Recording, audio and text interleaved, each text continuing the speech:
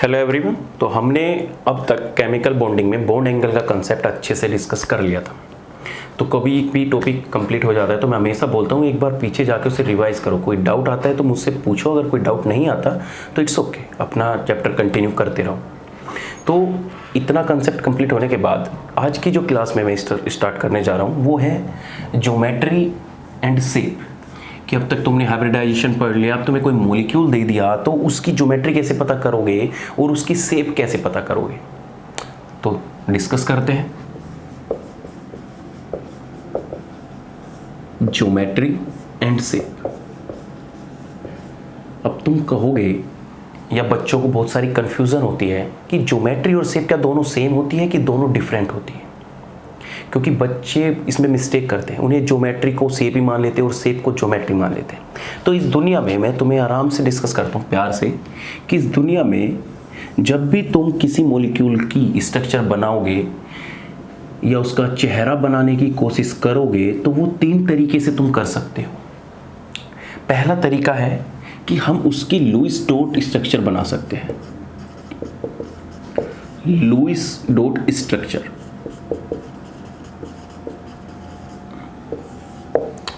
दूसरा, हम उस मॉलिक्यूल की ज्योमेट्री बता सकते हैं। इन दोनों के बीच में डिफरेंशिएट करना जरूरी है, तभी तुम्हें चीजें समझ में आएगी। और तीसरा, हम शेप बना सकते हैं। अब देखो, जैसे एग्जांपल ले लो, तुम कोई भी वाटर मॉलिक्यूल ले लो या अमोनिया मॉलिक्यूल ले लो। अमोनिया ले लो, चलो ये अमोनिया मॉलिक्यूल हो गया। हमें पता है, हम बचपन से पढ़ते आ रहे हैं कि ये अमोनिया का एक पिरामिडल शेप है। लेकिन जब हम स्ट्रक्चर की बात करते हैं तो स्ट्रक्चर का मतलब होता है कि हमें उसमें रिप्रेजेंट करने हैं कि कितने लोन पेयर प्रेजेंट है, लोन पेयर इलेक्ट्रॉन प्रेजेंट कितने हैं, कितने उसमें बॉन्ड पेयर है। मतलब उसे मतलब नहीं होता कि वो किसी फॉर्म में तुम्हें दिख रहा हो, उसे इससे कोई मतलब नहीं है। तो दुनिया में किसी भी मॉलिक्यूल की इन्फिनाइट नंबर ऑफ स्ट्रक्चर हो सकती है। हाँ, सही बोल रहा हूँ मैं, इन्फिनाइट नंबर ऑफ स्ट्रक्चर। तुम कुछ भी चेंज कर लो, थोड़ा सा चेंज कर दो, उसे सिर्फ स्ट्रक्चर से मतलब है। जैसे अगर मैं बोलने लगूँ कि ये अमोनिया है और मुझे ये हाइड्रोजन हो गया, ये इधर हाइड्रोजन हो गया, इधर ये हाइड्रोजन हो गया, इधर ये हाइड्रोजन हो गया और इधर ये क्या हो गए, लोन पेयर होंगे। एक स्ट्रक्चर ये हो सकती है। या भाई मुझे स्ट्रक्चर ऐसे नहीं बनानी, मुझे दोनों हाइड्रोजन एक तरफ करने हैं और ये भी एक स्ट्रक्चर हो गई। या नाइट्रोजन की एक इधर ले जाओ, इधर लोन पेयर ले जाओ, इधर हाइड्रोजन ले आओ, इधर लोन पेयर ले आओ, या कोई भी स्ट्रक्चर, तो ये लोन पेयर होंगे। अब मैं इसको चाहूँ तो लोन पेयर इधर ला सकता हूँ, हाइड्रोजन इधर ला सकता हूँ, या कैसे भी अपोजिट करके बीच में लिख सकता हूँ। तो मेरे मर्जी की मैं कितने भी नंबर ऑफ स्ट्रक्चर बना सकता हूँ। स्ट्रक्चर से मतलब ये है कि मुझे उसमें सिर्फ ऑक्टेट कंप्लीट कराना है। उसमें हमें बताना है कि हमारे पास अमोनिया मॉलिक्यूल है और उसमें नाइट्रोजन में 3 हाइड्रोजन बॉन्ड है और एक लोन पेयर है। अगर हमने इस स्ट्रक्चर में दिखा दिया कि हाँ देखो, एक हाइड्रोजन बॉन्ड ये रहा, एक हाइड्रोजन बॉन्ड ये रहा, एक हाइड्रोजन बॉन्ड ये रहा और ये इसके लोन पेयर, तो उसके लिए स्ट्रक्चर कंप्लीट। यही लुईस डॉट स्ट्रक्चर थी। तो हम इन्फिनाइट नंबर ऑफ स्ट्रक्चर बना सकते हैं किसी भी मॉलिक्यूल की। जैसे वाटर के लिए देख लो, तुम अगर जनरल देखो तो तुम वाटर मॉलिक्यूल कैसे बनाते हो, इस तरीके से बनाते हो। लेकिन अगर मैं लुईस डॉट स्ट्रक्चर की बात करूं तो वाटर मॉलिक्यूल कैसे भी हो सकता है। लो भाई, ये हाइड्रोजन हो गया, एक लोन पेयर मैंने ऊपर ले लिया, एक लोन पेयर नीचे ले लिया, जरूरी थोड़ा ही ना है। ये लो भाई, मैंने इसको वाटर को ऊपर ले लिया, ये लोन पेयर इधर ले लिया, मैंने एक लोन पेयर और अंदर की तरफ दिखा दिया। वो तो मेरी मर्जी है कि मुझे स्ट्रक्चर बनानी है और स्ट्रक्चर बनाते टाइम मैं कुछ भी कर सकता हूँ। ले भाई, मैंने तो इस टाइप से बता दिया, क्योंकि हर चीज में लुईस स्ट्रक्चर से मतलब है कि हमें किसी भी स्ट्रक्चर में वाटर मॉलिक्यूल का, जैसे हमें पता है कि हमें उसमें 2 लोन पेयर चाहिए और 2 बॉन्ड पेयर चाहिए, बस उसे इन नंबर से मतलब है स्ट्रक्चर में कि हाँ, अगर उसका नंबर पूरा हो गया तो समझो भाई वो स्ट्रक्चर बन गई। तो ये हमारी स्ट्रक्चर की कहानी होती है। ज्योमेट्री होती है एक परफेक्ट चीज। मतलब जैसे मैं अमोनिया मॉलिक्यूल बनाता हूं, अमोनिया मॉलिक्यूल में ये एक थ्योरेटिकल चीज़ है। जैसे मैंने अमोनिया मॉलिक्यूल बनाया और मुझे पता है कि ये हाइड्रोजन इस तरह नीचे की तरफ होते हैं और उसके ऊपर लोन पेयर प्रेजेंट होते हैं। मतलब हमें ज्योमेट्री में परफेक्ट चीज़ बनानी है और उसमें हमें ये भी दिखाना है कि लोन पेयर किस साइड होगा और बॉन्ड पेयर किस साइड होगा। तो ये हमारी अमोनिया की एक ही ज्योमेट्री हो सकती है। अगर तुम कहने लगो कि सर नहीं, मैं तो हाइड्रोजन को घुमा के हाइड्रोजन को ऊपर की तरफ कर रहा हूं और इसे बीच में कर रहा हूं या तीनों को 90 डिग्री पे लग रहा हूं, तो नहीं, वो स्ट्रक्चर का काम करेगी। अगर हम ज्योमेट्री की बात करें मॉलिक्यूल की, तो अमोनिया पिरामिडल है, तो ये पिरामिडल ज्योमेट्री ही होगी। इसमें लोन पेयर ऐसे होगा, ये हाइड्रोजन होगा, ये हाइड्रोजन होगा। अगर वाटर की बात करें तो वाटर की भी सिर्फ यही ज्योमेट्री हो सकती है। इसमें लोन पेयर इस तरीके से होगा, लोन पेयर इस तरीके से होगा। ये हमारी ज्योमेट्री का काम है। अगर हम शेप की बात करें, शेप हमारा होता है एक्चुअल रिप्रेजेंटेशन, एक्चुअल रिप्रेजेंटेशन कि हमें एक्चुअल में वो स्ट्रक्चर दिखती कैसी है। अब हमें पता है कि जो अमोनिया होता है और वाटर मॉलिक्यूल होता है, ये दोनों के दोनों टेट्राहेड्रल फॉर्म में होते हैं। ये भी देखो टेट्राहेड्रल फॉर्म है, तो ये जो टेट्राहेड्रल है ये इसकी दिखा रहा है ज्योमेट्री कि हाँ, हमारा जो टेट्राहेड्रल फॉर्म होता है, कोई भी एक एटम होगा उसमें इस तरीके से हमारा अरेंजमेंट होगा, उसको हम टेट्राहेड्रल बोलेंगे, दैट्स कॉल्ड द ज्योमेट्री। अब इसमें दो लोन पेयर आ गए तो हम इसको हटा के दो लोन पेयर दिखा सकते हैं, लेकिन इसकी ज्योमेट्री सेम ही रहेगी। ज्योमेट्री टेट्राहेड्रल से चेंज नहीं होगी, सिंपल सी बात है। और जो ज्योमेट्री होती है वो डिपेंड करती है स्टेरिक नंबर पे कि हमारा स्टेरिक नंबर कितना है। आराम से डिस्कस करूंगा, अभी सीख लो। अगर एक्चुअल रिप्रेजेंटेशन की बात करें अमोनिया की, तो हमें अमोनिया एक्चुअल में कैसा दिखता है, इस तरीके का दिखता है। हम लोन पेयर रिप्रेजेंट नहीं करते एक्चुअल रिप्रेजेंटेशन में। क्या एक्चुअल में तुम्हें अमोनिया के ऊपर लोन पेयर दिखते हैं? नहीं, लेकिन हम अपने अकॉर्डिंग अपनी मर्जी से लोन पेयर दिखा देते हैं कि हाँ, इसके ऊपर लोन पेयर भी प्रेजेंट होते हैं। लेकिन अगर कोई शेप की बात करे कि एक्चुअल में दिखता कैसा है, actual representation of a molecule is called as a shape, तो हमें एक्चुअल में दिखेंगे तो हम बोलेंगे कि नहीं यार, ये तो पिरामिडल टाइप दिख रहा है। हम जब ज्योमेट्री की बात करेंगे, यार ये ज्योमेट्री लोन पेयर है, ये तो टेट्राहेड्रल टाइप बन रखी है। ज्योमेट्री टेट्राहेड्रल है, लेकिन एक्चुअल में दिख क्या रहा है, पिरामिडल। और ये पिरामिडल शेप आई किसकी वजह से है, लोन पेयर की वजह से। तो ये जो पिरामिडल है, ये हमारी क्या है, इसकी शेप है। जैसे वाटर मॉलिक्यूल ले लो, वाटर मॉलिक्यूल हमें पता है कि टेट्राहेड्रल होता है, वो उसकी ज्योमेट्री है। लेकिन जब हम एक्चुअल में इस मॉलिक्यूल को देखते हैं तो हमें क्या मिलती है, वी शेप मिलती है, या मैं कह सकता हूं कि हमें बेंट शेप मिलती है। तो वो बच्चे जो क्या सोचते हैं, ज्योमेट्री को और शेप को सेम सोचते हैं, तो वो बिल्कुल गलत है। ज्योमेट्री का मतलब हुआ कि उसमें टोटल हम, जैसे स्टेरिक नंबर 4 दिया, स्टेरिक नंबर 4 का मतलब ये होगा कि उसमें number of lone pair plus number of bond pair, वो कितने हैं, n है। और हम n को एक टेट्राहेड्रल फॉर्म में अरेंज कर सकते हैं। जैसे अगर स्टेरिक नंबर 2 हुआ तो हमें पता है कि हम उसको लीनियर मॉलिक्यूल बताएंगे। अब स्टेरिक नंबर 3 हुआ तो हमें पता है हम उसका ट्रायगोनल प्लेनर बना देंगे। ऐसे ही अगर स्टेरिक नंबर 4 हुआ तो हम बता देंगे कि हाँ, ये sp3 हाइब्रिडाइज है, वो टेट्राहेड्रल ज्योमेट्री में रहेगा। और उसके अकॉर्डिंग तो उसने तो सबको इक्वल माना है, उसकी तरफ से यहाँ लोन पेयर हो या कुछ भी हो, उसने तो उसे स्टेरिक नंबर मान के और उसने रिप्रेजेंट कर दिया। अब इसकी वजह से यहाँ पे चाहे लोन पेयर आए या यहाँ पे कुछ भी आए, उससे इससे कोई मतलब नहीं है, उसके लिए ये ज्योमेट्री टेट्राहेड्रल ही रहेगी। तो ये दोनों जो होते हैं ये 2D पेपर रिप्रेजेंटेशन होते हैं, जिनको हम सीरियसली देखते हैं। और एक्चुअल में जो मॉलिक्यूल दिखेगा, ये तो है तो टेट्राहेड्रल, लेकिन दिखता कैसा है हमें, पिरामिडल। तो एक्चुअल में जो दिखता है ना, वो उसकी शेप होती है।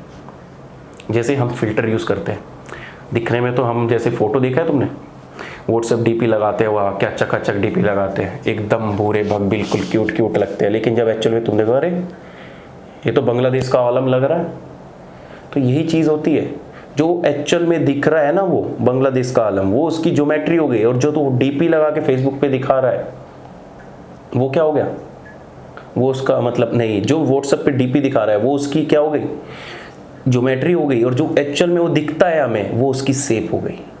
तो ज्योमेट्री हमें बिल्कुल फिक्स करके देगी और शेप में ये दोनों डिफरेंस है। तो कभी भी ये चीज़ मत कर देना कि ज्योमेट्री और शेप को तुम दोनों को सेम मान लो, दोनों बिल्कुल भी सेम नहीं है। कभी कभी ऐसा हो जाता है, जैसे CH4 मॉलिक्यूल का मैं ज्योमेट्री बनाऊं तो भी टेट्राहेड्रल है, उसकी शेप एक्चुअल में दिखेगा भी वो टेट्राहेड्रल। तो ऐसे मॉलिक्यूल में जिसमें स्टेरिक नंबर सेम होता है और साइड एटम भी कंप्लीट होते हैं, तो उसमें ज्योमेट्री और उसकी शेप दोनों की सेम हो जाती है। और यही कंसेप्ट हमारे दिमाग में बैठ जाता है कि हाँ भाई, ज्योमेट्री और शेप बिल्कुल सेम है। नहीं, बात समझ में। ऐसे ही दो चीज और होती है, आइसो स्ट्रक्चर और आइसो ज्योमेट्रिक। कि आइसो स्ट्रक्चरल और आइसो ज्योमेट्रिक क्या होता है। आइसो स्ट्रक्चरल का मतलब हो गया कि उन दोनों की शेप सेम है, और आइसो ज्योमेट्रिकल का मतलब हो गया कि उनकी ज्योमेट्री सेम है। एग्जाम्पल से ये चीज़ें ज़्यादा समझ में आएगी। जैसे मैं तुम्हें बोलने लगूं कि हमारे पास एक CH4 मॉलिक्यूल है, हमारे पास एक अमोनिया मॉलिक्यूल है, ऐसे ही हमारे पास एक SnCl2 मॉलिक्यूल है, कि MnO4 मॉलिक्यूल है या MnO4 नेगेटिव मान लो, कोई दिक्कत नहीं। अगर इन चारों मॉलिक्यूल में बात करूं कि कौन सा आइसोज्योमेट्रिकल है और कौन सा आइसो स्ट्रक्चरल है, तो ध्यान से देखिए। सबसे पहला स्टेप होता है हमें इनका हाइब्रिडाइजेशन निकालना। इसका हाइब्रिडाइजेशन हुआ sp3, इसका भी हाइब्रिडाइजेशन हुआ sp3, और इसका स्टेरिक नंबर कितना आएगा 4, और इसका हाइब्रिडाइजेशन कितना होगा sp। और MnO4 की बात करें तो इसका हाइब्रिडाइजेशन होता है D3s। आप देखो, अगर इसकी ज्योमेट्री की बात करूं कि भाई जो sp3 में रहेगा वो टेट्राहेड्रल में जाता है, बात ठीक है। NH3 है जो sp3 में रहेगा वो भी टेट्राहेड्रल में रहेगा, ये भी बात ठीक है। जो sp है वो कैसा रहेगा, लीनियर में रहेगा। अगर ज्योमेट्री की बात करें भाई sp क्या होता है, लीनियर होता है, तो लीनियर में रहेगा। ये इसकी ज्योमेट्री है कि MnO4 क्या है, टेट्राहेड्रल है भाई, ठीक है। अगर हम एक्चुअल में इनकी शेप देखें कि ये कैसे दिखते हैं, तो जो ये टेट्राहेड्रल है तो ये शेप में एक्चुअल में भी टेट्राहेड्रल ही दिखेगा। अब अमोनिया है, ज्योमेट्री टेट्राहेड्रल है, लेकिन दिखता कैसा है, पिरामिडल। कैसा दिखता है, पिरामिडल। ऐसे ही SnCl2 ले लूं, मानने का तो ये लीनियर है, लेकिन ये दिखता कैसा है, बेंट, या मैं बोल सकता हूं V शेप का। ऐसे ही D3s ले लूं, तो D3s के भी D3s है, तो ये भी हमें इसकी जो शेप दिखेगी वो भी टेट्राहेड्रल दिखेगी। अच्छा, एक वाटर मॉलिक्यूल और ले लो एग्जांपल। अगर वाटर मॉलिक्यूल की बात करूं तो इसका हाइब्रिडाइजेशन कितना हो गया, sp3, बात ठीक है। इसकी ज्योमेट्री क्या हो गई, टेट्राहेड्रल हो गई। अब इसकी शेप की बात करूं तो शेप दिखती कैसी है, V शेप की दिखती है।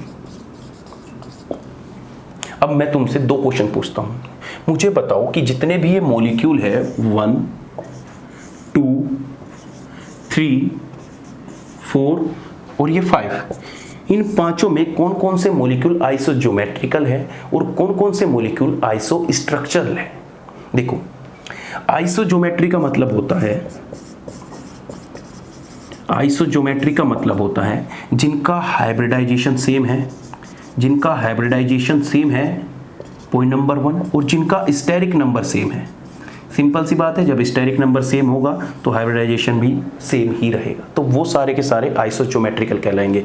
कौन कौन से इसमें से आइसोज्योमेट्रिकल है, अगर मैं बात करूं तो आइसोज्योमेट्रिकल कौन हो गए, ये देखो, ये sp3 है और इसकी ज्योमेट्री टेट्राहेड्रल है, तो 1 हमारा ये हो गया।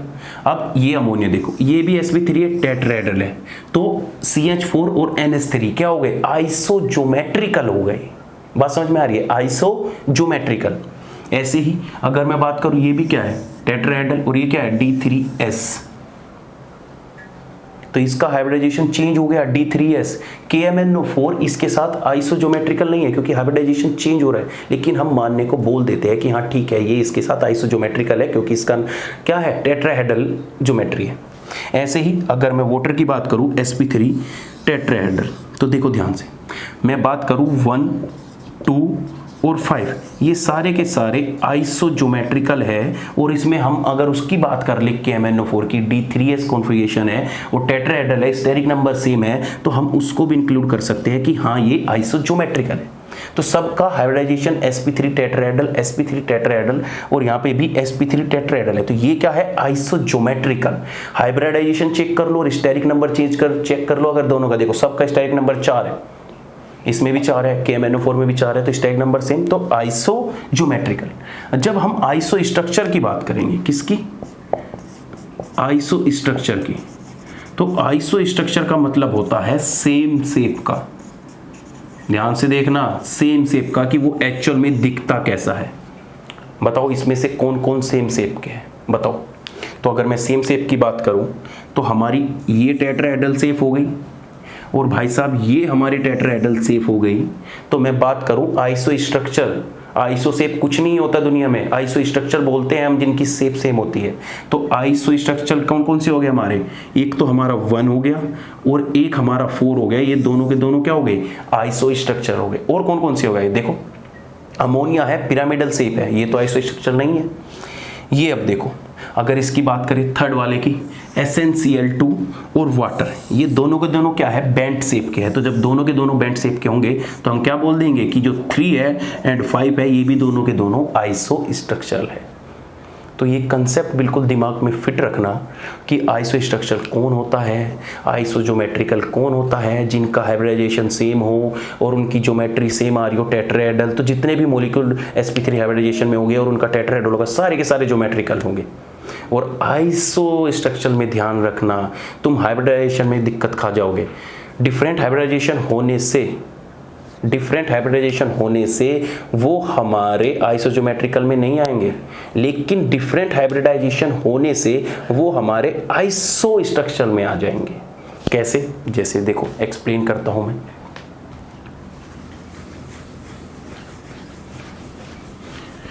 जैसे तुमने देखा होगा कि sp हाइब्रिडाइज्ड मॉलिक्यूल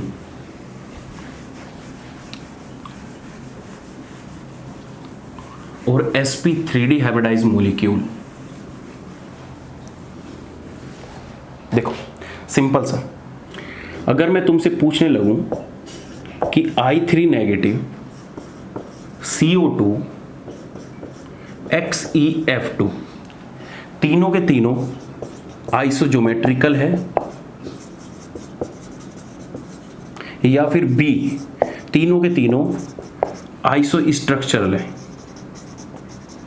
बताओ कैसे पता करोगे। तो कुछ नहीं, सबसे पहले देखो मैं बिल्कुल आराम से बता रहा हूं।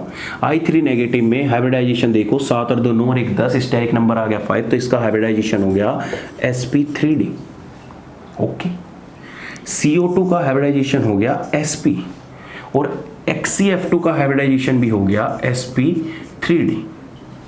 अब इनके हाइब्रिडाइजेशन आ गए डिफरेंट, तो इसका मतलब ये आइसो ज्योमेट्रिकल तो भैया हो नहीं सकते।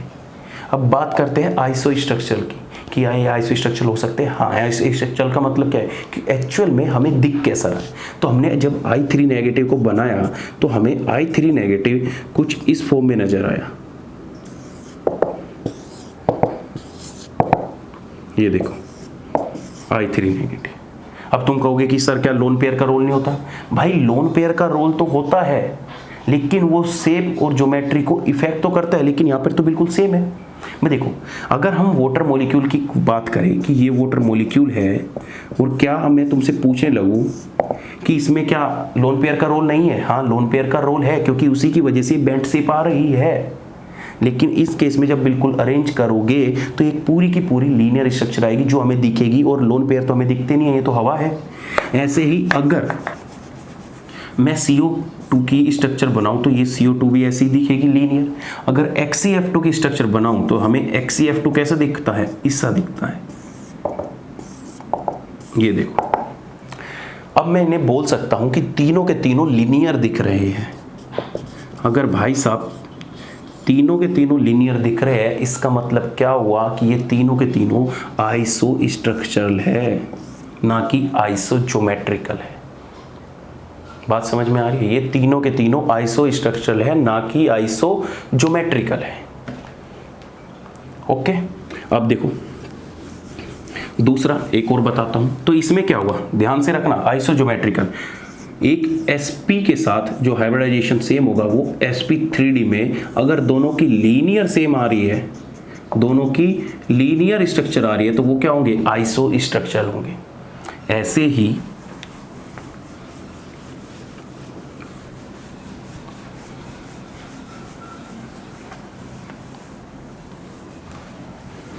ही अगर तुम्हें sp3 और sp2 क्या sp3 और sp2 मॉलिक्यूल में कोई लोन पेयर आ जाता है, जैसे sp3 में हम अगर स्ट्रक्चर की बात करें तो हमारी बेसिकली कौन सी होती है, वाटर मॉलिक्यूल एग्जांपल ले लो, ये वाटर मॉलिक्यूल एग्जांपल हो गया, इसकी कैसी है, बेंट है। और ऐसे ही अगर मैं SnCl2 एग्जांपल ले लूँ, SnCl2। तो SnCl2 पे भी क्या होगा, अनपेयर्ड इलेक्ट्रॉन प्रेजेंट होंगे क्योंकि कार्बन फैमिली से है। तो इसका कितना होगा, 4 और 2 6। तो अगर इसका हाइब्रिडाइजेशन निकालूं तो कितना आ जाएगा, sp2। अगर इनके आइसोज्योमेट्री की बात करें कि आइसोज्योमेट्रिकल है कि नहीं है, तो बिल्कुल नहीं है, क्योंकि आइसोज्योमेट्री के अकॉर्डिंग ये टेट्राहेड्रल होना चाहिए था और ये प्लेनर होना चाहिए था। इसका मतलब ये आइसोज्योमेट्रिकल तो भैया बिल्कुल नहीं है। अब आइसो स्ट्रक्चर की बात करते हैं, स्ट्रक्चर में दिखते कैसे हैं। जो हमने वाटर मॉलिक्यूल को देखा तो ये भी भाई बेंट दिखता है, और जब हमने SnCl2 को देखा तो वो भी भाई हमारा बेंट दिखता है, या मैं कह सकता हूँ वी शेप दिखता है, या दूसरी लैंग्वेज में बोल सकता हूँ एंगुलर फॉर्म में दिखता है। कभी कभी तुमने एंगुलर फॉर्म भी लिखा हुआ देखा होगा। तो ये दोनों के दोनों जिसमें sp3 और sp2 रहेंगे, अगर उनमें लोन पेयर प्रेजेंट है तो वो दोनों के दोनों क्या रहेंगे, बेंट शेप रहेंगे, और दोनों को दोनों का नाम क्या दे देंगे, आइसो स्ट्रक्चरल नाम दे देंगे।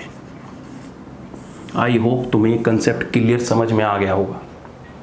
आइसोज्योमेट्रिकल, आइसो स्ट्रक्चर, किस तरीके की ज्योमेट्री होगी, किस तरीके की हमारी शेप होगी। अब चीजें एक्सप्लेन करते हैं, क्या इन ज्योमेट्री में या शेप में पाई बॉन्ड का रोल होता है कि नहीं होता है। क्या पाई बॉन्ड का रोल होता है ज्योमेट्री और शेप में या नहीं होता। देखो ये हमारा CO मॉलिक्यूल है, अब मैंने एक ऑक्सीजन की एक पाई बॉन्ड, एक सिंगल बॉन्ड बनाया और एक मैंने सिग्मा बॉन्ड बनाया। अब देखो जब मैं इसके ऊपर पाई बॉन्ड बनाऊंगा, पहले देखो सिग्मा बॉन्ड बनाने से ये मॉलिक्यूल क्या है, लीनियर है, और जब मैंने फिर से इस पे पाई बॉन्ड बनाया और फिर से पाई बॉन्ड बनाया, क्या इसकी स्ट्रक्चर चेंज हुई, बताओ मुझे। क्या इसकी स्ट्रक्चर चेंज हुई या इसकी कोई ज्योमेट्री चेंज हुई पाई बॉन्ड बनाने से, नहीं। तो दैट मीन्स जो पाई है, pi bond does not participate, ध्यान रख लेना इसको, बहुत इंपॉर्टेंट है। Pi bond does not participate in shape, चाहे या तुम शेप लिख सकते हो या ज्योमेट्री, कि पाई बॉन्ड का कोई भी रोल नहीं होता शेप और ज्योमेट्री में, उसको चेंज नहीं कर सकता। अगर सिग्मा बॉन्ड ने एक बार लीनियर बना दिया तो चाहे तुम 4 पाई बॉन्ड लगा लो या कुछ भी लगा लो, वो लीनियर का लीनियर ही रहेगा। जैसे सिंपल सी बात, अगर मैं तुम्हें बोल दूं कि हमारा XeO4 है, ठीक है, हमें पता है कि एक सिग्मा बॉन्ड बनाने से, ये देखो CH4 के साथ मैं इसका कंपेयर दिखा रहा हूं, इस सिग्मा बॉन्ड है सब में, ये देखो सिग्मा बॉन्ड बनाने से ये क्या है, टेट्राहेड्रल, और इसकी शेप भी क्या है, टेट्राहेड्रल। अब मैं जब XeO4 की स्ट्रक्चर बनाऊंगा तो XeO4 कैसे बनेगा, देखियो, एक ऑक्सीजन एक ऑक्सीजन एक ऑक्सीजन एक ऑक्सीजन, तो हमें तो 8 करने हैं, तो ये तो क्या पाई बॉन्ड लगाने से ये टेट्राहेड्रल से चेंज हो गया, नहीं। इसका हाइब्रिडाइजेशन भी कितना है, sp3, और इसका हाइब्रिडाइजेशन भी कितना है, sp3, और उस sp3 में सारे सिंगल बॉन्ड प्रेजेंट है, और सिंगल बॉन्ड होने के साथ वो कैसा है, टेट्राहेड्रल ज्योमेट्री, टेट्राहेड्रल शेप का है। इसमें सिग्मा बॉन्ड भी प्रेजेंट है और पाई बॉन्ड भी प्रेजेंट है, इसका मतलब सिग्मा बॉन्ड रहेगा तो वो टेट्राहेड्रल रहेगा, लेकिन पाई बॉन्ड लगने से इसमें कोई फर्क नहीं पड़ा, ये तब भी कैसा था, टेट्राहेड्रल, और बाद में भी कैसा रहा, टेट्राहेड्रल। तो इसलिए ध्यान रखना, pi bond does not participate in the shape and geometry. अब हम लोन पेयर की बात करें कि क्या लोन पेयर पार्टिसिपेट करता है, हाँ ऑफ कोर्स करता है, क्योंकि लोन पेयर होने से ही हमारी जो ज्योमेट्री है वो बेंट शेप बन जाती है, हमारी जो ज्योमेट्री है वो वी शेप बन जाती है, जो हमारी ज्योमेट्री है वो टेट्राहेड्रल बनती है, हमारी जो ज्योमेट्री है वो पिरामिडल बनती है। तो ध्यान रखना, इस मोटे मोटे अक्षरों में लिख लो, इसके ऊपर क्वेश्चन बताऊंगा भी कि pi bond does not participate in the shape and geometry. अगर लोन पेयर की बात करें तो लोन पेयर हमारा किसी भी मॉलिक्यूल की शेप को डिसाइड करता है। जैसे ऑक्सीजन हो गया, ये हमारा ऑक्सीजन हो गया, तो ये लोन पेयर इसमें पार्टिसिपेट कर रहे हैं शेप में। कैसे, इनका रोल तो है, क्योंकि इसका बेंट बनने में इन्हीं 2 लोन पेयर का रोल है। ये जब दोनों आपस में रिपल्शन दिखाएंगे उसी की वजह से तो ये बेंट शेप बनता है। तो लोन पेयर का ज्योमेट्री और शेप में रोल होता है। हम ज्योमेट्री में लोन पेयर को रिप्रेजेंट करते हैं, लेकिन शेप में हम लोन पेयर को रिप्रेजेंट नहीं करते। तो अगर इस फॉर्म में हमारा कोई मॉलिक्यूल बना है तो हम बोलेंगे कि ये एक ज्योमेट्री फॉर्म बनी है वाटर मॉलिक्यूल की। अगर मैं इसी को इस तरीके से बना दूं, इस तरीके से लो भाई बना दिया, तो ये एक शेप हो गई, क्योंकि शेप में हम कभी भी अपने लोन पेयर रिप्रेजेंट नहीं करते। एक्चुअल तो यही होता है, लेकिन हम ज्योमेट्री और शेप में ये सब करते रहते हैं क्योंकि अपनी सेटिस्फेक्शन हमें ईजिली पता लग जाता है। लेकिन रीज़न यही है कि हम शेप में कभी भी लोन पेयर रिप्रेजेंट नहीं करते क्योंकि वो हमें दिखाई नहीं देते और shape is the actual representation of image. Simple है। अब देखो ध्यान से, अगर मैं तुमसे पूछना लगूँ कि जो ये ज्योमेट्री आई है, ये तो टेट्राहेड्रल है ज्योमेट्री। अब मैं अगर तुमसे पूछने लगूँ कि जो इसकी शेप है, वाटर मॉलिक्यूल की जो शेप आई है, वो बेंट शेप आई है, वो बेंट शेप किसकी वजह से आई है? ध्यान रखिएगा, जो बेंट शेप आई है वो 2 सिग्मा बॉन्ड की वजह से और 2 लोन पेयर की वजह से वो बेंट शेप आई है। ऐसे ही मैं अमोनिया की बात करने लगूं, ये भाई देखो अमोनिया, और अमोनिया में पूछने लगूं कि जो ये अमोनिया होता है ये पिरामिडल शेप का होता है। और पिरामिडल शेप होने का मतलब क्या है? एक पिरामिडल शेप आई किसकी वजह से है? तो वो 3 bond pair plus 1 lone pair की वजह से ये हमारी पिरामिडल आई है। ऐसे ही अगर मैं तुम्हें बोल दूं कि जो CH4 है वो हमारा टेट्राहेड्रल शेप का होता है, तो वो टेट्राहेड्रल किसकी वजह से आई है? इन 4 सिग्मा बॉन्ड की वजह से ये टेट्राहेड्रल दिखा रहा है। अब देखो ध्यान से, अगर मैं तुमसे पूछने लगूं कि जो XeO4 है वो हमारा टेट्राहेड्रल शेप का होता है, तो वो टेट्राहेड्रल शेप किसकी वजह से है? तो वहां पे ऑप्शन लिखे होंगे 4 सिग्मा 4 पाई की वजह से, ओनली 4 सिग्मा ओनली 4 पाई। देखो ध्यान से, अगर इसके लिए ऑप्शन आ जाए क्या कि जो ये टेट्राहेड्रल शेप आई है वो किसकी वजह से आई है? 4 सिग्मा प्लस के 4 pi. B option 4 sigma only. C option 4 pi only. या डी ऑप्शन लोन पेयर भी जोड़ लो।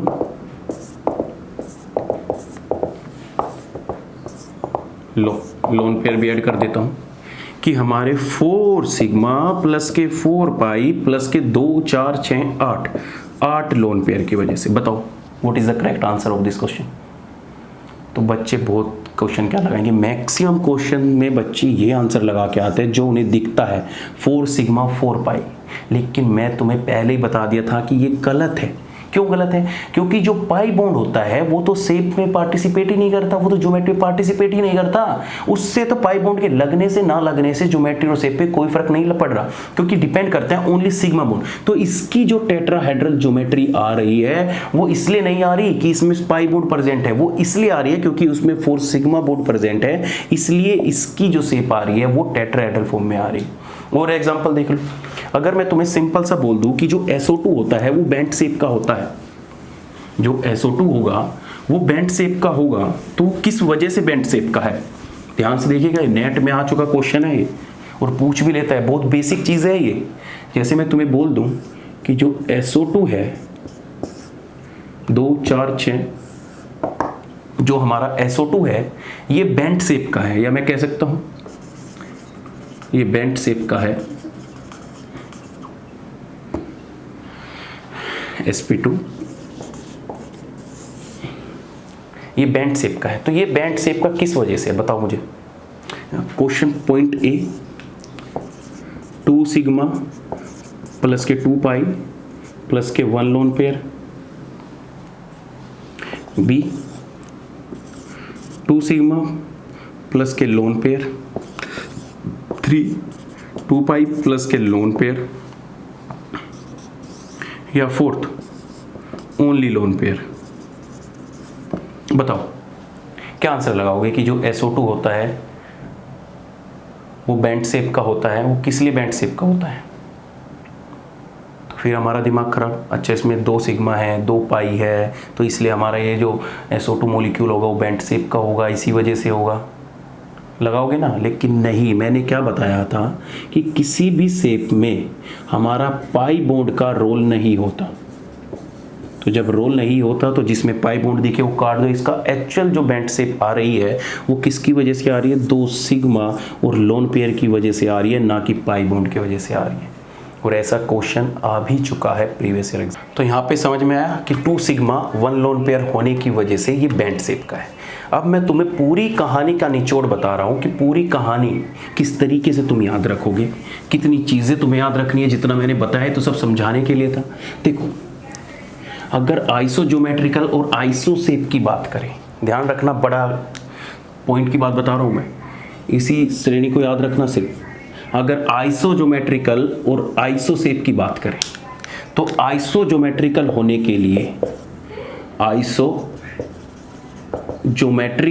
के लिए उसमें सिर्फ same number of steric number होना चाहिए, तो वो हो जाएगा हमारा आइसोज्योमेट्रिकल। जैसे ध्यान रखना, एक बच्चों को ये कंफ्यूजन रहती है कि जो ज्योमेट्री होती है, जो किसी मॉलिक्यूल की ज्योमेट्री होती है, वो डायरेक्टली प्रोपोर्शनल होती है हाइब्रिडाइजेशन के। लेकिन ये बात सत्य नहीं है, ये बात सच नहीं है। हम मॉलिक्यूल के स्टेरिक नंबर को देखकर ज्योमेट्री डिसाइड करते हैं, ना कि हाइब्रिडाइजेशन को देखकर ज्योमेट्री डिसाइड करते हैं। अब सपोज करो मैं तुम्हें क्या मॉलिक्यूल बताया था कि CH4 मॉलिक्यूल है, ये रहा CH4 मॉलिक्यूल, और मैंने तुम्हें बताया था MnO4 मॉलिक्यूल, ये रहा MnO4 मॉलिक्यूल।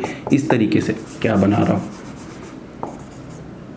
MnO4 मॉलिक्यूल था, तो MnO4 मॉलिक्यूल में इस तरीके की थी, तो ये भी हमारा टेट्राहेड्रल होता है और ये भी हमारा टेट्राहेड्रल होता है। लेकिन दोनों में तुमने ध्यान दिया कि इसमें भी स्टेरिक नंबर 4 है और इसमें भी स्टेरिक नंबर 4 है। तो सिर्फ हमारा आइसोज्योमेट्रिकल होने के लिए सिर्फ स्टेरिक नंबर सेम है, तो हमारा वो आइसोज्योमेट्रिकल कहलाएगा। जैसे अगर मैं अमोनिया की बात करूं, जैसे मैं वाटर की बात करूं, या फिर मैं और भी ले सकता हूं, NF3 ले सकता हूं, या यहाँ से H या F2S ले सकता हूं, या जितने भी मॉलिक्यूल, फ्लोरीन नहीं आएगा, कोई भी जितने भी टेट्राहेड्रल मॉलिक्यूल होंगे, तो इसमें देखो सब में, इसमें हाइब्रिडाइजेशन क्या है sp3, इसमें भी क्या है sp3, इसमें भी क्या है sp3, इसमें भी क्या है sp3, लेकिन इसमें हाइब्रिडाइजेशन क्या है D3S, लेकिन फिर भी ये क्या है, टेट्राहेड्रल है। तो इसका मतलब ये हो गया कि ज्योमेट्री जो होती है वो डिपेंड नहीं करती हमारी हाइब्रिडाइजेशन पे।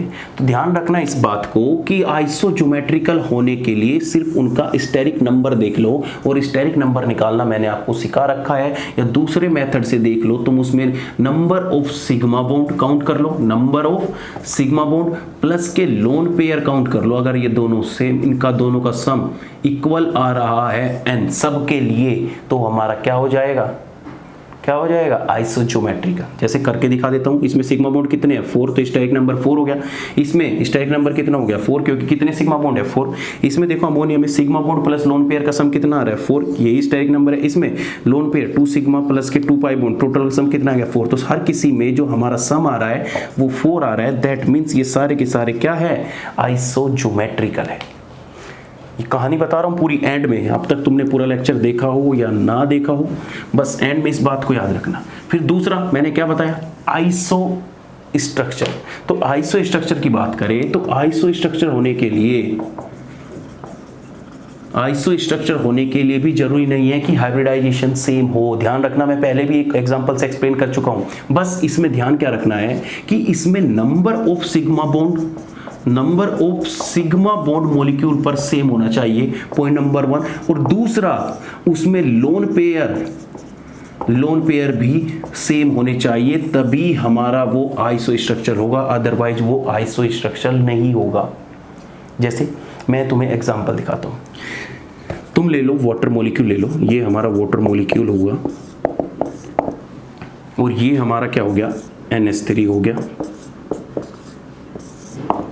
और एक एग्जांपल ले लो ये वाला, ठीक है। अब ध्यान से सुनना, ये A मॉलिक्यूल हो गया, ये B मॉलिक्यूल हो गया और ये C मॉलिक्यूल हो गया। अब मैं तुमसे इसमें पूछने लगूं कि आइसो स्ट्रक्चर कौन कौन से है, तो कैसे पता करोगे, बताओ कैसे बताओगे कि वो आइसो स्ट्रक्चर है। तो आइसो स्ट्रक्चर होने के लिए उसमें नंबर ऑफ लोन पेयर और उसमें नंबर ऑफ बॉन्ड पेयर दोनों के दोनों इक्वल होने चाहिए। या मैंने जो प्रीवियस में करा दिया वो पता नहीं, वहाँ पे मेरे ध्यान नहीं है अभी। तो इसमें ध्यान रखना नंबर ऑफ, तो इसमें देखो, इसमें नंबर ऑफ सिग्मा बॉन्ड है 2, इसमें लोन पेयर कितना है 1। इसमें वाटर में नंबर ऑफ लोन पेयर है 2, नंबर ऑफ सिग्मा बॉन्ड कितने हैं 2। इसमें अमोनिया में नंबर ऑफ लोन पेयर कितना है 1 और नंबर ऑफ बॉन्ड पेयर है कितने 3। तो तो हमें अगर आइसो स्ट्रक्चर बनाना है तो उसमें लोन पेयर भी सेम होना चाहिए, उसमें बॉन्ड पेयर भी सेम होने चाहिए, अभी हमारा वो क्या होगा, आइसो स्ट्रक्चर। तो ABC ये तीनों आपस में आइसो स्ट्रक्चर नहीं है, ध्यान रखना इस बात को। इसकी शेप बेंट है, इसकी शेप भी बेंट है और इसकी शेप भी बेंट है, लेकिन दोनों की बेंट होने की वजह से ये दोनों को हम ये नहीं कह सकते कि ये आइसो स्ट्रक्चरल है। क्या बोला मैंने, इन दोनों की बेंट शेप होने की वजह से हम ये नहीं बोल सकते कि ये दोनों के दोनों क्या है, आइसो स्ट्रक्चरल है, नहीं, बिल्कुल नहीं कह सकते। अगर मैं इसी की जगह यहाँ पे OF2 मॉलिक्यूल लिख दूँ या OCl2 मॉलिक्यूल लिख दूँ और फिर तुमसे बोलूँ कि अब मुझे बताओ कि इसमें कौन कौन से आइसो स्ट्रक्चरल है, तो ये OF2 OCl2 मॉलिक्यूल और ये OH2, ये तीनों के तीनों क्या हो जाएंगे हमारे, क्या हो जाएंगे हमारे, आइसो स्ट्रक्चरल हो जाएंगे। ऐसे ही अगर एक मॉलिक्यूल की बात करूं SnCl2, देखो उसे करेक्ट कर लेना, पीछे मैं बता दिया था उसमें, मैंने SnCl2 को वाटर के साथ आइसो स्ट्रक्चर बता दिया होगा, तो उसे करेक्ट कर लेना। SnCl2 में क्या है, सिर्फ एक अनपेयर्ड इलेक्ट्रॉन है या एक लोन पेयर में बोल सकता हूँ, तो ये दोनों की दोनों जो बेंट शेप है, इन दोनों को अब मैं बोल सकता हूँ कि हाँ ये दोनों के दोनों आइसो स्ट्रक्चर है। तो ध्यान रखना इस बात का कि number of sigma bond and number of lone pair same होने चाहिए, तभी हमारा मॉलिक्यूल आइसो स्ट्रक्चरल होगा, अदरवाइज हमारा मॉलिक्यूल आइसो स्ट्रक्चरल नहीं होगा। दूसरी बात कि किसी भी ज्योमेट्री में और उस शेप में कभी भी पाई बॉन्ड पार्टिसिपेट नहीं करता, पाई बॉन्ड हो या ना हो तो तुम उसको ऐसे भी रिप्रेजेंट कर सकते हो। तो ये चीज़ आइसो स्ट्रक्चर के लिए ज्योमेट्री में और शेप में ध्यान रखना, और ध्यान ये मिथ हटा दो कि जितने भी हमारा हाइब्रिडाइजेशन होता है तो वो सारा का सारा टेट्राहेड्रल ही होगा। हाइब्रिडाइजेशन के ऊपर कभी भी हमारी ज्योमेट्री डिपेंड नहीं करती, हमारे स्टेरिक नंबर के ऊपर हमारी ज्योमेट्री डिपेंड करती है। अगर वो 4 है स्टेरिक नंबर तो वो टेट्राहेड्रल ज्योमेट्री में रहेगा। तो इसमें एक फैक्टर है और इसमें हमारे 2 फैक्टर है, ठीक है।